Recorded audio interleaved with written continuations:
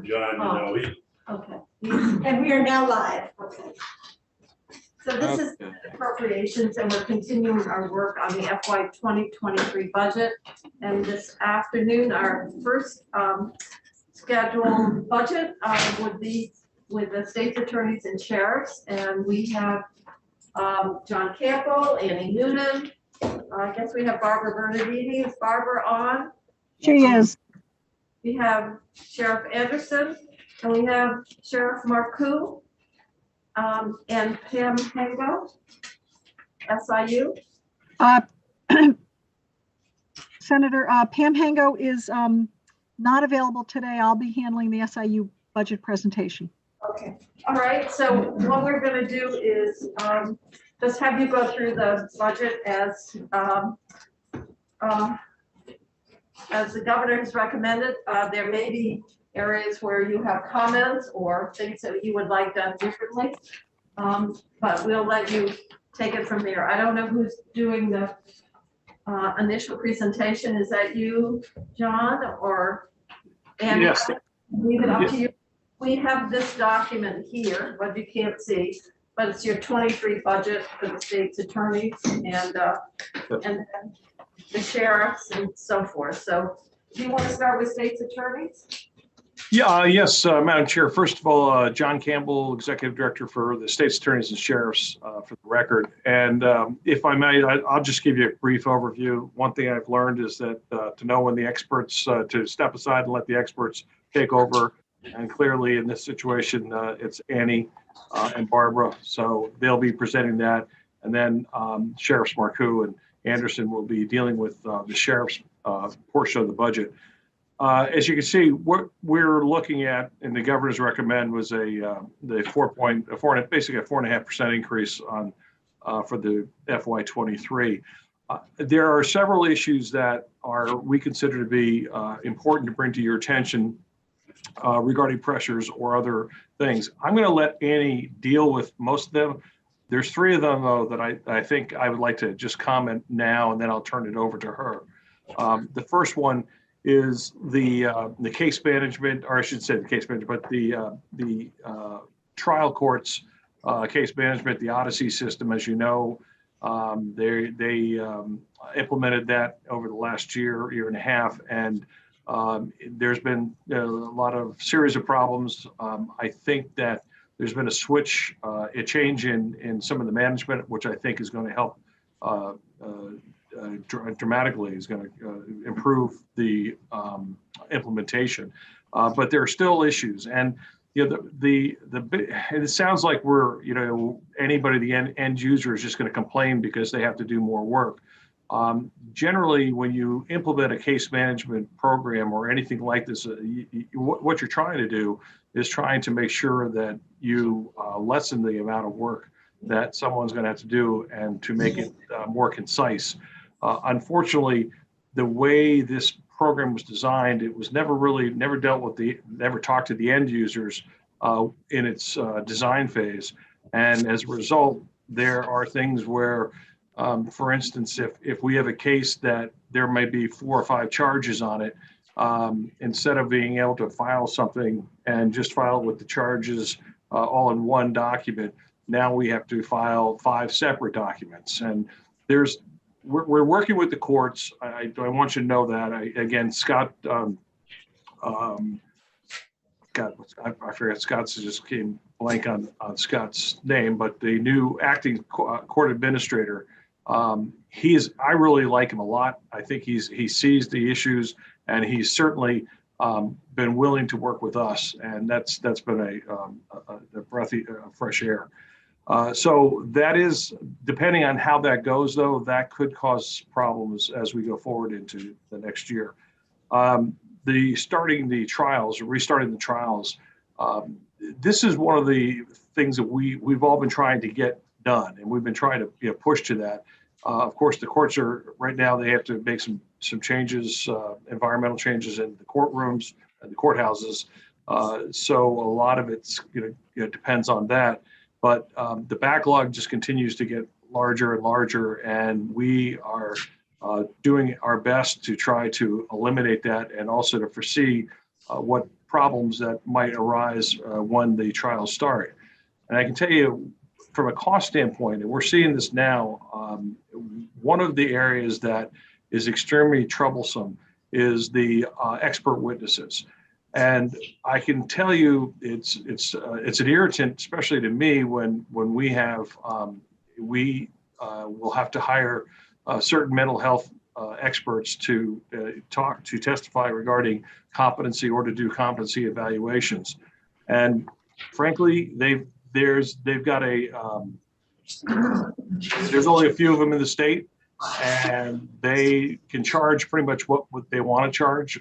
We've got some of them that are charging, $250, $300 an hour, which I kind of find outrageous, because at the same time, they still also have the contracts with AHS.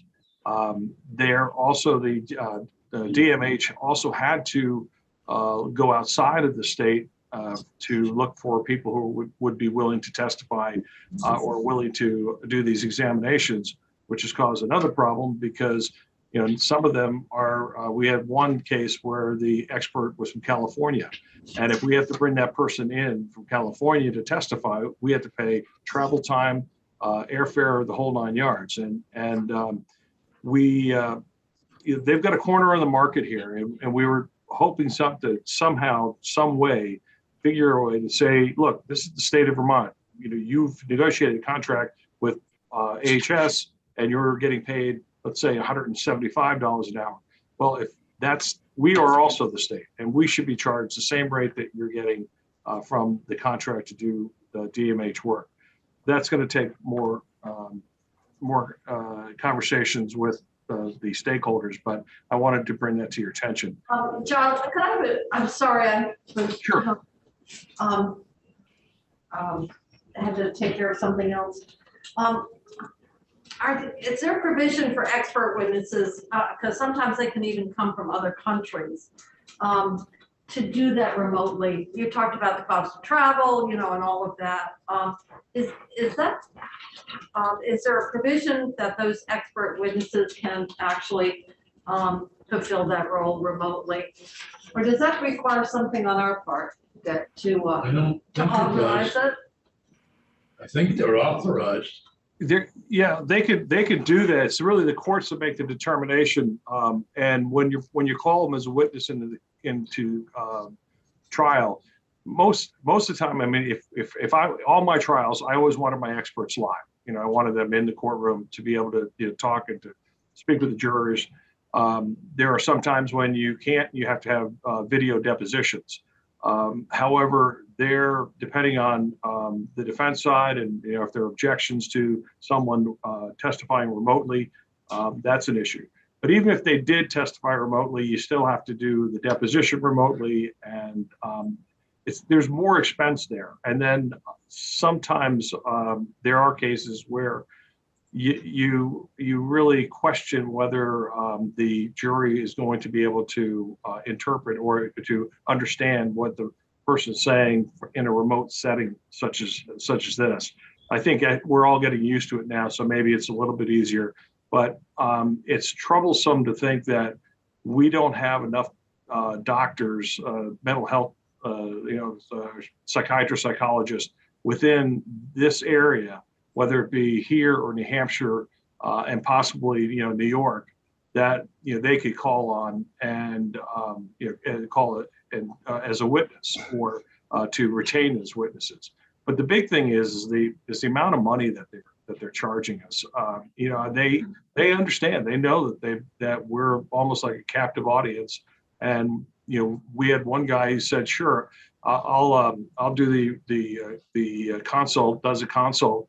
And he says, "Oh, but now you're going to have to pay me for X, Y, and Z." And and Annie can tell you, she deals with these requests that come in, and it makes you sick. It really does.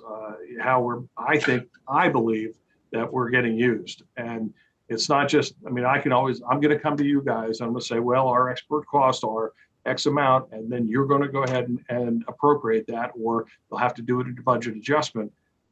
It's not an expense that I can't incur. I have to hire them. They have to be there to respond. But it's just the fact of the individuals who I don't think they respect the fact that the state is not like we don't have endless dollars, and that there's, you know, we are limited in our financial wherewithal sometimes. So anyway, it's distressing. And someday I'll come over and have a conversation with you and tell you some of the stories that I'm probably not going to tell you right now, seeing that I'll be behave myself. The last thing is we're requesting 12 limited service positions right now to try to get everybody back. These courts, once the trials start, to try to find people in this employment market that are willing to do something on a temporary basis is unbelievably difficult. And Andy will talk about that. So especially when you're looking for attorneys to come in, we need to have positions that offer not only we know they're temporary in a time sense, but they do offer benefits. Now, the good part about this, about bringing this up, is that we are not actually asking for any money. We feel that with the funds that you all have appropriated and with the ARPA funds, we feel that we have the funds that would be able to cover this. Our only concern, and the reason we're bringing this to you today, is that we had asked, or the House did not put it in their budget. We talked to, and also the administration had specifically asked us last year to not ask for limited service, but to ask for temporary positions if you were going to do that. And so we didn't, but I explained to Adam last week that it is impossible for us to find people without offering at least a limited service position. And he's assured us that he would support that. And again, I'll let Andy go into more detail, but those positions are extremely important, but we're not asking for any funds, any additional funds other than what we already have. So, Madam Chair, with that, I will go ahead and. I just want to be clear. On your sheet, it says you're requesting 10 deputy state's attorneys and 2 admin assistants in limited service. And so when you mean supported by Adam, then they in fact are reflected in your budget request and supported by the administration. Is that correct? Or are you saying you're looking for funding for those positions? No, we have identified the funding, and I apologize. I should have said, That's all I wanted to know was. Yeah, okay. Adam Gresham. Yeah, and yes, and Andy, as I said, can answer any further questions there. Yeah. So, okay. Without further ado, if it's okay with the committee, I will turn it over to Annie to go through the specifics. Are you on the state's attorneys or the SIU? Yes, we'll start with the state's attorneys. Thank you. Thanks, John. Thank you, Senators. For the record, Annie Noonan, Department of State's Attorneys and Sheriffs. So I think the good news is that through this budget document, we are not requesting any additional money in any of the 3 budget lines we have, which are state's attorneys, SIU, and sheriffs. We received increases from the administration to cover some of the costs. So I think that's pretty much what you need to hear as an appropriations committee, that we are not seeking any additional funds. I will mention to you that we concluded negotiations for the second contract for the state's attorneys offices employees with VSEA. We once again concluded those negotiations without having to resort to any type of impasse proceedings, no mediation, no fact finding. We were successful in negotiating a second contract that will go into effect this July. So we're concluding their first 2-year contract. We will be starting their second 2-year contract this July. And we're happy to report that that was successful. We concluded those negotiations back on January 21st. The parties did the sign off of the tentative agreement. And just Saturday, I received a word from VSEA that their members had voted to ratify that. So it's been this little delay that we've been waiting to hear. I have been working with Harold Schwartz. I'm sure this committee knows Harold from the Department of Human Resources, who prepares the Pay Act request. I have been working with Harold, giving him some heads up as to what to expect from us in terms of our Pay Act request. So I think that will go ahead. Hopefully, if the committees are in the legislature decides to fully fund the Pay Act, then that will be very helpful, obviously, to not just only our department, but to all departments to fund those costs. I don't need to talk to you about retirement costs because I think you are aware of that from the administration, that there are significant increases, but that we hopefully will be, we've reported those separately to the administration per their request. And I think every department will be faced with those same issues. I want to tell you a little bit about the implementation of the case management system. So we received $1.7 million. The legislature appropriated that to us from the ARPA money for the transition to a new case management system. If you will recall, we were working under the case management system Justware. That vendor ceased that product nationwide and basically does not support the product anymore. So the timeliness of getting out of that case management system is critical. We just this week we've been working with ADS, getting a lot of help from them, develop the proposal for around the money that we were allocated. Just this week, we are honing in on a project manager with not only with the money that was allocated and built into the budget with ADS that they recommended to us, but we have been carrying forward, as you will recall, about $305,000 from year to year to help with this transition. We still have that in our budget. It came forward and carry forward. We intend to use that to help pay for the project manager. If you're wondering how quickly a new case system could be put in place, the answer is probably in the range of about the higher end we're hearing could be as much as 18 months or so. There are vendors who will put a system in play in 4 months, but we are going to be looking at that with the new project manager. So we're happy to report that project and the money that you've allocated to us under ARPA is being effectively utilized. Thank you. Let me just come to the one piece of this budget that I think is important. So John mentioned to you that we were asking for 10 DSA limited service positions, a total of 12. We need no money for that. In the money that you gave us, $3.3 million from the ARPA money, you gave us to deal with staffing to alleviate the backlog of the cases in the court system. That money, after you gave it to us in ARPA, the state converted that to state general fund. I raised a concern and said that makes me nervous because the state general fund money has a shelf life at the end of the year, each year. I've been assured that that the administration recognizes that was our ARPA money and that they won't take that from us and that we'll still be able to use it. So the good news is we've been working to hire people into administrative roles. John mentioned how difficult the e-filing has been, how much more work that is. So we're helping with some administrative support.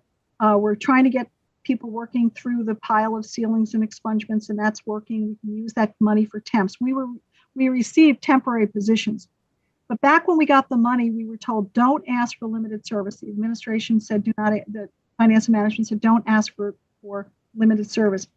The problem that we're finding is we need people to go to court to handle things in the courtroom. They have to be attorneys, and we cannot recruit temporary attorneys. It is an employee market, as you all know. This is the great resignation period of the American economy where we're just competing with everyone for positions. So obviously true for attorneys.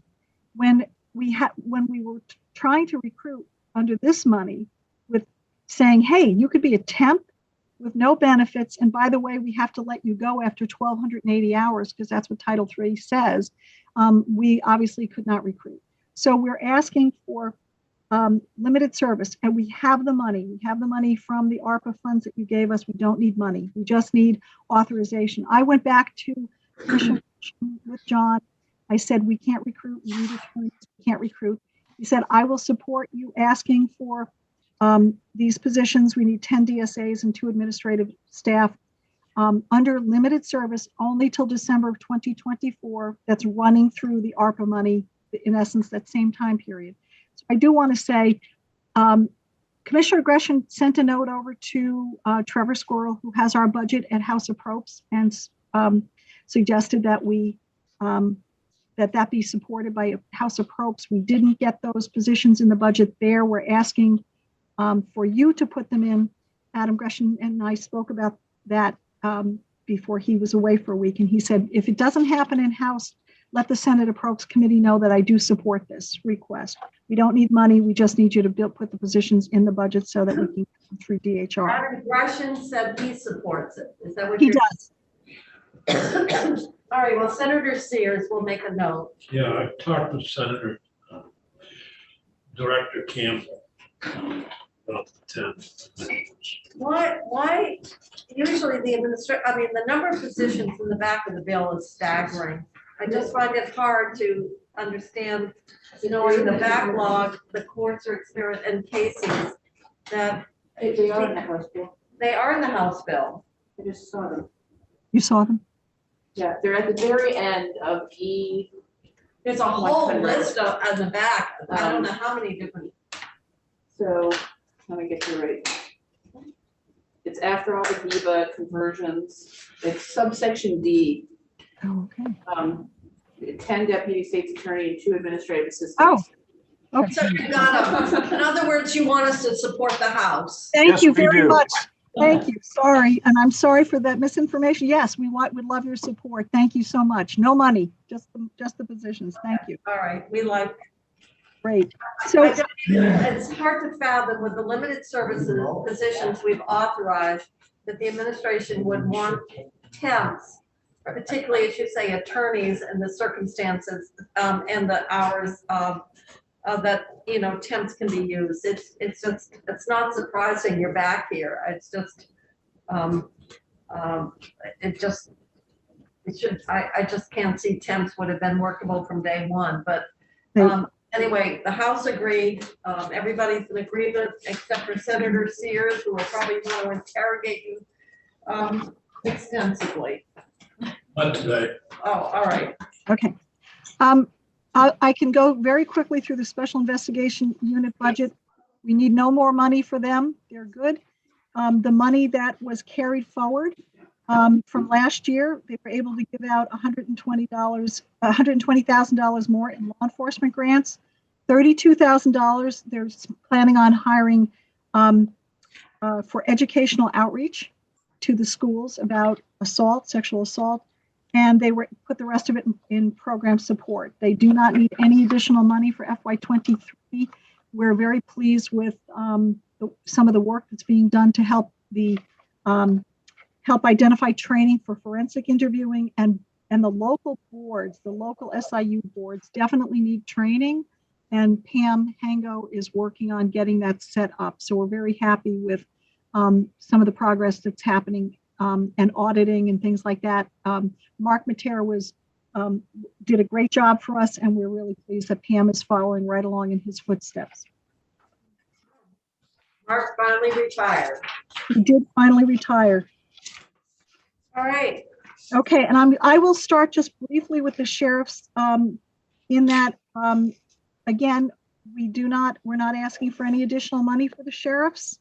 The $141,000 that we carried forward from last year went to what it was asked for, which was to pay for a reclassification, an upgrade from, they went from a pay grade 20 to a pay grade 21. That was for the 25 state transport deputies. I will point out to you that there are 2 things I want to mention. S220, which came out of Senate Government Operations, is allowing the unionization of these 25 state transport deputies. So we passed that bill out with an amendment on the date to be effective Yes. July 1st. Yes, and I think that was an important amendment insofar as the fact that if it was not amended to start in July, I think we may have had a request to start bargaining immediately, which would have affected our current FY22 budget, and that was probably not something we needed to that we could have sustained. So we are, How would they get more to? Pardon?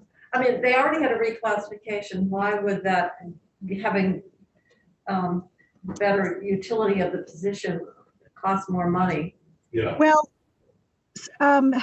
so depending upon what is requested in bargaining, I suspect that there may be requests for changes to their overtime provisions. It could be that they request a different increase to their pay. They would normally and should normally be involved in the 3%. I think you're probably aware of the executive branch contract settlement, which was 3% in July and $2,000 non-base buildup in January. That was what we budgeted. Barb and I budgeted for our anticipated expenses in 23. But now that there could be a contract subsequent to that would go into effect, potentially go into effect, we'd have to take a look at whether or not there might be some additional anticipated costs for 23. But I think your point is well taken. There was just a recent upgrade that was 5% to the positions. But we never know when in bargaining. can I just make something perfectly clear? The idea of using state paid deputies for more than just transport is about 2 years old, and I've been working on it for 2 years. I have consulted with a couple of sheriffs. I did consult with the executive director, but those are my ideas. I've come to understand that certain sheriffs believe that it's something that came out of the Office of State's Attorneys and Sheriffs, and I want to make publicly that's not the case. I have had meetings with, I think it's Mr. Stebbins, who's a deputy in Chittenden County. I've had meetings with Sheriff Marcoux, Sheriff Anderson, John Campbell, trying to come up with a way to deal with the security problems in the courthouses, which are hampering the opening of the courthouses. At the same time, in a time when we're not using the transports we once did. And so I hope that all of the members of the Sheriff's Association understand, if they're upset about it, see me. Well, you also had I just want to make that clear. I see Roger knowing, this conversation started about 2 years ago, Roger, am I correct? and then of course we have the report that came out that I happen to have right here in my hand. Yes. On the use of deputy sheriffs, and it does, and it talks, and it says that the current structure and duties are outdated given the state's diversified needs. And the committee recommended organizational change. Right. So this really is, it's been a multi-year process. If some sheriff has a beef with what happened, I'll take responsibility along with Senator Kitchell, and we put in money for an audit of the departments during the pandemic to better understand how the state paid deputies were used. And it's quite revealing. So if certain sheriffs are upset about it, it's not on John Campbell. Aren't certain sheriffs upset? Yes. Oh, they are. Okay. All right. Well, May I say something, Madam Chair? it certainly may, Sheriff Marcoux. Roger Marcoux, Lamoille County Sheriff. Senator Sears, I want you to know that the conversation with the sheriffs right these days is very positive towards trying to get to where you want us to be. So, and I'm very, very encouraged with some of the conversations that we've had. And there's some things that the legislature can help us with. But, I think most everybody is in agreement that this is a partnership. The sheriffs have a role to play. And certainly human services related assistance is something that I believe in, and Sheriff Anderson in our conversations with you. And now the court security situation, and that's not unwillingness on our part to participate in that, but just simply how to make it make sense with staffing. If you have a transport deputy that's not busy. So you assign that person to do security, and all of a sudden they become busy, or there's a transport in their county, which brings in per diems and everything else. But we're pulling with you, Senator Sears, not away from you. Okay, that, Sheriff.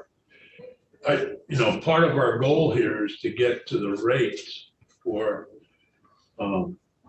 security by non-state paid deputies. That would be more in line with what sheriffs need in order to break even, which I believe is in the $45 to $50 an hour range, which is currently in the $30 range. Right. I'm not speaking out of turn. And that's been part of the reason why some of the courts have gone to Securitas and some have found themselves with not enough sheriff's deputies to open fully. Yes, there's a couple of things that we're looking at, aware of the importance of the retirement to those other sheriffs. So we're looking at that, and Senator Westman's been incredibly helpful, to me and to the sheriffs with that. And we're hoping to get somewhere with that so that there's some degree of parity. The other one is per diem. Per diem is set in statute. It's, if I'm not mistaken, Annie, it's around $18 an hour. Just to show you how things have changed, there's police departments, at least one, maybe more in this state, that are starting people at $30 an hour. What I'd like to see happen is the executive director of the state's attorneys and sheriff have the ability to negotiate or to work with the executive board of the Vermont sheriffs to determine what that rate is based on what we can afford with our budgets. But $18, I can't hire high school kids for that now. That's another issue that we're having that we appreciate some, help on, so. Okay, and You're muted, Danny. Okay. The provision that sets that out at $18 an hour is under 32 VSA 1591 2A. I list that as a potential budget pressure under the sheriff's budget. It's the very last bullet point.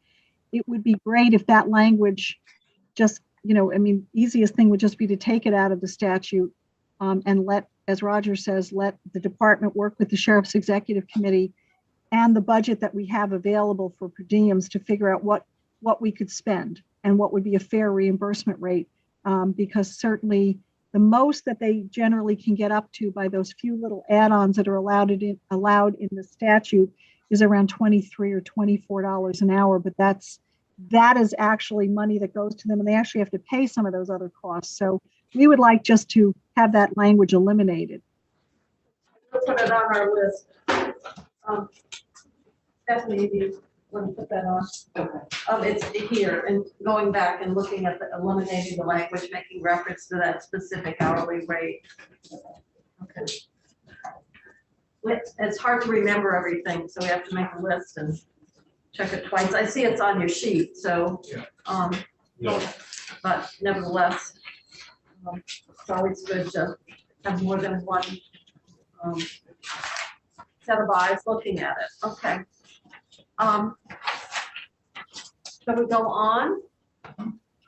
Or is that, we've gone through SIUs, we've talked about the state paid deputies. Anything else you'd like to see that language removed?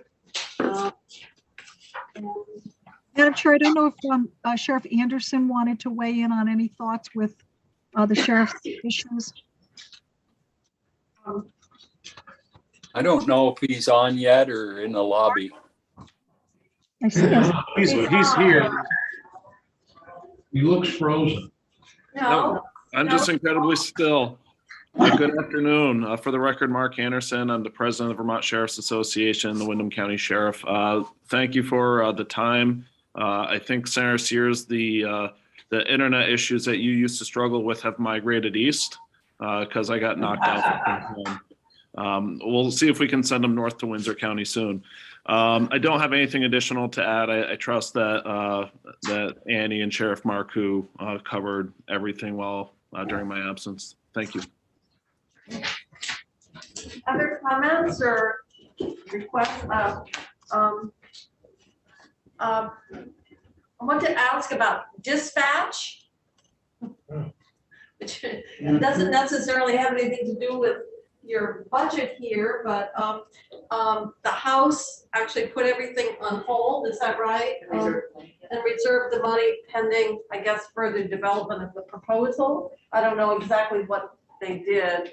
But I know that we've had some feedback, particularly from EMT. The bigger concern is once you make the change, what's the ongoing funding? How do you support the dispatch function? So I didn't know if you wanted to make any comments on that today, or and if you don't want to, then I certainly understand. The Senator Kitchell, Roger Marcoux again. Whatever happens to dispatch could really impact to some degree the 911 call taking system, and I happen to be the chair of that. And I don't know if 911 is going to testify. You are no longer the chair, and I thought you told me you were. So you're confirming you still are chair of the 911 board. I haven't checked my email this morning, but yeah, I believe I am. Well, I thought you were too, so I appreciate the confirmation. Yeah. So I hope that job stays well. yes. My concern is not to get into Commissioner Sherling's business. My concern simply is to make sure that we really look at this to be certain that we don't have any unintended consequences down the road. And that was very apparent when Derby and Rutland went away, and that wasn't on Commissioner Sherling's part. So I just think that it's very imprudent when you're going to, this is going to cost local taxpayers across the state, millions of dollars, that we have a plan if something doesn't work. And again, that is not meant to disparage or get into Commissioner Sherling's business, but with somebody with 22 years here on the job, just as the sheriff, something that I thought I should mention. Senator Starr. Yeah, Roger, you've been doing dispatching for quite a few years, right out of your office there in Hyde Park. Do you have any idea what you charge, or do you charge by the call or the number of people within a community, or how do you do that? Well, the formula, the regional dispatch with Lamoille Sheriff started in 1977 with my predecessor, who somehow figured out how to bring a countywide 911 system in Vermont. And originally it was done from taking, it was paid for by taking money off of the county tax. The town of Stowe objected to that and took the sheriff's department to court, or vice versa. And ultimately the town of Stowe won in a Supreme Court decision, which said that you cannot force a community to pay taxes through county taxes, basically for law enforcement type services. So out of that came a meeting of all of the towns in the county, and there was a formula developed that took your population and your grand list and figured out what portion of each you were in the county, and then used that formula to figure out what your portion that you would be paying. So some towns that don't have, like Stowe isn't our high population center, in Vermont with taxpayers. However, they are grand lists, and grand list drives a lot of costs as well. So does population. So it was a fair and equitable way that in the 70s, that these folks somehow all got together and agreed on this. And it's been working since the 70s. And it, you know, our system is expensive, but it's relatively problem-free as well.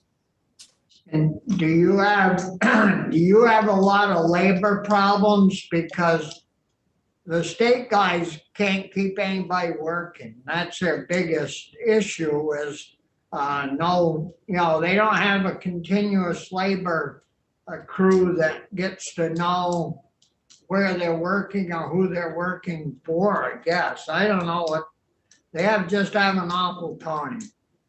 So every law enforcement agency, and I think every business right now in this state is having labor problems. We were down 4 people out of 11, but we've been able to recruit and take care of that. It's just something that is just unique to the times we're in, but you have to manage your way out of it. And so we do have our share of problems. However, our experienced staff stays. Yeah. And you know, we've got people that have been there.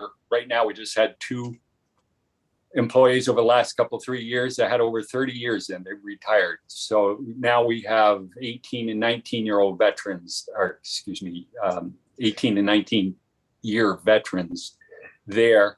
And that's very important to help with the new young staff. So, you know, we get a lot of people out of high school that work 4 or 5 years and decide they want a family and they move on.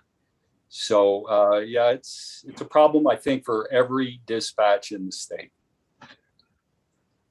Well, thank you. Well, I know it's going to obviously take more conversation about how we proceed on that. We did pass out a bill regarding the Agency of Public Safety. And included in that was a provision to move 911 ward into the department. I don't know whether it was confusion or whatever. I had asked whether there was testimony from the board around this proposal. And the response was that you had been asked but didn't respond. I then got a clarification that as best as anybody knew, there hadn't been an invitation. So that bill is coming up to the floor, but it'll have to go to the House. So I guess that I'm sure you're aware of that provision. Well, not to this level of detail. Barb Neal did call me, and if I missed an invitation to that, I certainly feel bad about it. But I don't usually miss invitations to testify in front of the Senate or House. And do you have a position? Pardon me? You have a position on it? Well, right now I'm going to do whatever the lawmakers, decide. You all are the bosses. However, I am concerned that there is this level of there are these issues right now within DPS dispatch, and I think at 911 is going pretty well. The board feels the board is made up of representatives from all of the emergency services groups, and they're pretty happy with it. So if it stays the way it is, we're going to continue to do a good job, and I don't think that we're going to be any of the worse for it. If it moves, I'll do my job. Senator Starr. Yeah, the commissioner wants to cut down, scrap what we're doing and set up 4 regional dispatch centers. And of course, the locals are all concerned about that because they really just just gotten going halfway decent with the Essex or Burlington dispatch, and now they're gonna switch over to 4 regionals, and it's gonna be millions of dollars. And yeah, I found over the years, the more you change things, usually the more you screw it up. You don't unless you work it out in a real plan. But make wholesale changes isn't always the best. I guess the hard thing to understand is at the same time, we're talking about that organizational change around dispatch and moving it out to regional. We're talking about taking 911 and putting it into the public safety, the very same department that is trying to get rid of dispatch. I mean, it's just, I don't know, I don't know how to put all the pieces together, I guess. But we're gonna have to take some time on it because obviously a predictable and well-working dispatch system is just critical to. And the House's position is they pull the money and away. Yeah, they pulled the one-time money and the base money and put it. And the base money, and they put the money aside, and it takes them, maybe taking a So, little time again, wouldn't be so bad. we have, I guess what this all adds up to is we're gonna have a lot more discussion before, before we. Well, I'm trying to, Thursday, I'll spend some time with the commissioner on it. Stephanie's volunteered to join me. And I so thought better- Jeanette was gonna be with you. Let's say no. one. Oh, okay. All right, well, more Can I- discussion to come. Yes, Roger. Senator Starr, my understanding, and you tell me if I'm wrong, the last I knew is the state police have 2 PSAPs, the Department of Public Safety. And then there are 4 other regional PSAPs right now that are existing. The commissioner's plan, I believe, or what he's been working towards is standing up other local regional dispatch centers that are interested in dispatching, further taking some of the pressures off of his Department of Public Safety dispatches. Could those 4 dispatches that you're talking about be in addition to what's existing, or is there a new plan? I thought, didn't he tell us they were switching to having 4 regional dispatch system areas? I don't remember, but anyway, it's gonna be the topic of a lot more discussion. And I know that it's been studied and so we probably need to make sure that before we make any decisions, we fully understand. Yeah, I'm happy to help with any institutional knowledge that I can bring. Well, this committee, we were sort of like where it was a huge debate, and obviously the state employees that were working in these PSAPs, one happened to be in Newport, they were violently opposed to this, felt it was an inadequate plan, and at that point, the administration and the commissioner was very, very confident that this consolidation and reduction of down to 2 in Williston and 1 in Rockingham would work and be more cost effective. Now we're sort of back to saying what we hoped for didn't materialize. But you did put a lot of money in building the Derby dispatch to be a dispatch. Well, thank you for poking that scab, Roger. Senator, we'll see, does that come to mind? Mark, did you raise your hand? I did, and thank you. Just some brief comments with regards to the dispatch conversation. The Vermont sheriffs have supported the overall concept of the Agency of Public Safety, though there's pieces where influencing the conversation, I think you will find input. One of the issues, and I think you just pulled it out, Madam Chair, is adding 911 to the conversation while subtracting dispatching from the conversation. So I think that some testimony on that would certainly be well advised. I'm also a regional dispatch in Southern Vermont. I seem to be a lonely island down here, but we do provide a regional dispatch, but we are not a PSAP. And while at a fundamental level, I do think that regionalizing dispatches makes a lot of sense, there's a lot of ways that we can make this go wrong. I was speaking with Drew Hazelton, who's the EMS chief for Rescue Inc. I think you're familiar with Drew. And I mean, one of the things that I'm advocating for in those studies that you'll read will indicate is as we co-align services into a center such as Rogers or Sheriff Marcoux's dispatch center, we see improvements on these systems.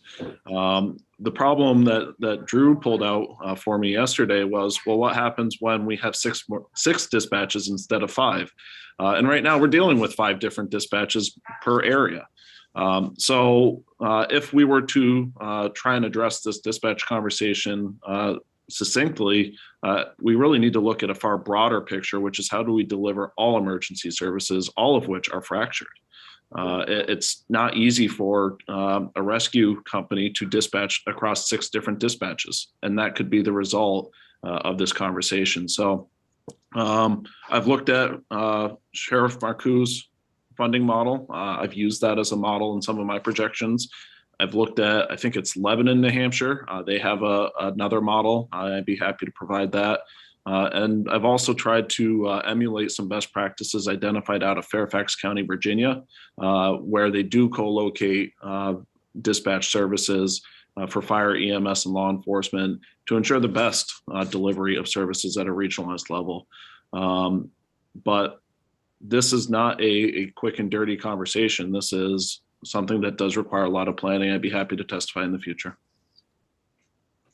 Thank you, thank you. I realize this is getting a little bit beyond your budget specifically, but it's an area where there is money set aside and the need to make thoughtful decisions because it is such a critical service. So other questions regarding the budget requests?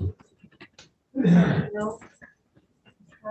Well, thank you for coming. And I think, as you can see, we're going to have more discussions around dispatch, making sure we understand all the collateral impacts. I know that we have heard from the EMS community as well with their concerns. And then how we organize and how we fund are going to be really probably some thorny issues there, but it needs to be done in a very thoughtful way. So thank you very much. Any other questions? I want to thank you, Madam Chair, and also the rest of the committee for listening. And I'm glad to see that you're all back in the same room together, and hopefully we'll be able to join you shortly. Yeah, well, we're here appropriately muzzled, which, muffled here. So Covers up the wrinkles. I guess it does. Yeah, somebody said to me, well, at least it covers your face. So I didn't know whether that was I'm complimentary not or sure that, I just wanted to, it affects my hearing some too, so speak up.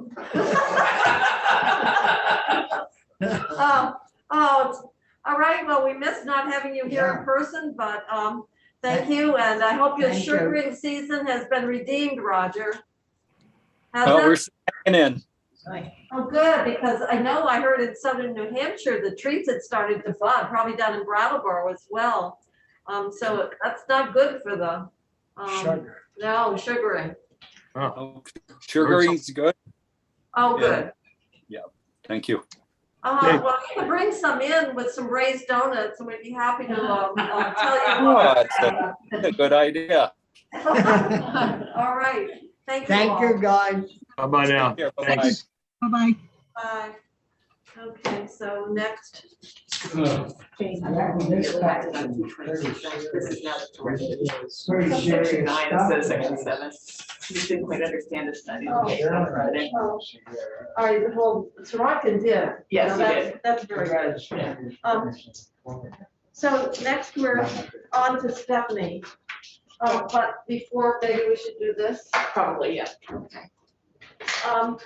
A bill that we passed out, last week was Senate Bill 226. That was a housing bill that Senator Sorokin came in. We pulled out two sections, we thought we did, that had to do with the two tax credits. However, we now discover, because Senator Sorokin said, well, you pulled out the language relative to preference around first generation home buyers.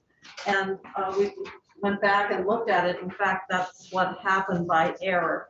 In addition, we know that the House has put in money to the RPCs, and we had left money in there, the 650,000 we had left in the bill.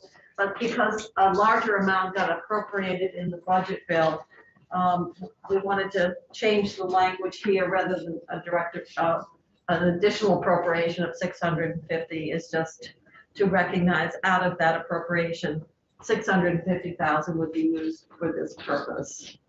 So this is a correction to put back a section that was removed by mistake and address the fact that the 650 is part of a larger appropriation to RPCs. So is that the, So this would be a First substitute amendment? amendment. This would be a substitute amendment to what we did. The first amendment is correcting, we were striking the wrong section when Ellen had first drafted it. She was striking 7, and it's 9 where the 250 tax credit is moving. I'll move the substitute amendment. Okay. um, And were you reporting this, Bobby? yes, I think you were the Yes. reporter. Yeah, so what we're doing now is a substitute amendment that continues to remove the two tax credits because they're the equivalent of carrying an appropriation. We were leaving 650 in for the municipal bylaws, but upon having the benefit of knowing that it was 2 million or so. So it's up by 1.65 for the regional planning side of it, and then it's up by another amount on the municipal planning side in total over last year in a bill coming over from the House. And so it made sense to direct 650 of an increase, and then you don't have to go back and try with, you may not land at the exact same number as the House, but you don't have to go back and try and and did we have 650 correspond. last week or 675? You had 650 last, but you were actually appropriating general fund. And when you get the bill from the House, they're doing it this impact of the general fund is there, since they're doing it through the property transfer tax at a much larger number. So rather than adding 650 on top of what the House did, we're simply pulling this and recognizing that to the extent that it's funded somewhere else, that out of that larger amount, 650 is to go. So to we're the gonna same. substitute this amendment for the total amendment that we were offering. Yes. Yes, this is Last Friday. substitute, so it does really corrects a section that got removed in error. It still deals with the two tax credits, pulls them out, and we deal with part of the budget. And the only other change is recognizing that there's other money and other bills to go for planning. And so rather than our appropriating 650 on top of all that, we're just saying that 650 would be out of that. So we have a motion to move the substitute amendment. Second. Okay, seconded by Senator Baruch. The motion was made by Senator Westman. Further discussion? Okay, then we'll call the roll and we'll let Senator Sorokin know. Senator Bell, Senator Baruch, yes. Senator Nitka, Yes. Senator Stevens, Yes. Senator Starr, Yes. Senator Westman, Yes. Senator Kitchen. Yes. Did you already do the one at 285, that substitute? No, I haven't seen it yet. Oh, okay, oh, sorry. And I don't know if Ginny has either. Okay, Jen sent it earlier. Copy for you. Is it the one from Two Jen? 85 from 10 o'clock this morning? Yep. I don't know if Senator Lyons has seen it and Okay. is okay with it, so I hate to, It did go to her. I know, but I haven't had a chance to touch base. Okay, so then we're not, Well, hold this. sorry, until I I have to be pushy. And Senator Starr, when you have that completed, or when we finish for the day, will you bring that to the Senate Secretary's office? Do you want to send Michael? Yeah, I got it all an email? And I let him know that we voted it out when he comes down. Thank you, Ian, for Catching it. They wanna catching wait that error. I will do that. Okay. That's a different That's bill the we're other talking about. You're okay with that one? That one can go. They were talking about a different one. Yeah, we're talking about the global budget one. That Senator Lyons and I discussed and we made it. You need to do a substitute amendment on that. Okay. So, once Stephanie sends the email off, so Senator Rock can thank, it obviously was good that he looked at it because he said, why did you strike that? I said, we didn't intend to. So.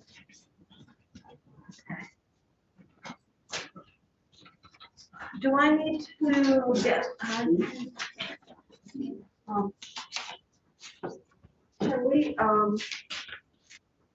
Can we go offline for just a minute? I have to go, I have to go down and get my other file and my other pair of glasses. Okay, so we'll be back at 2:30? If we could just take a brief 10 minutes? break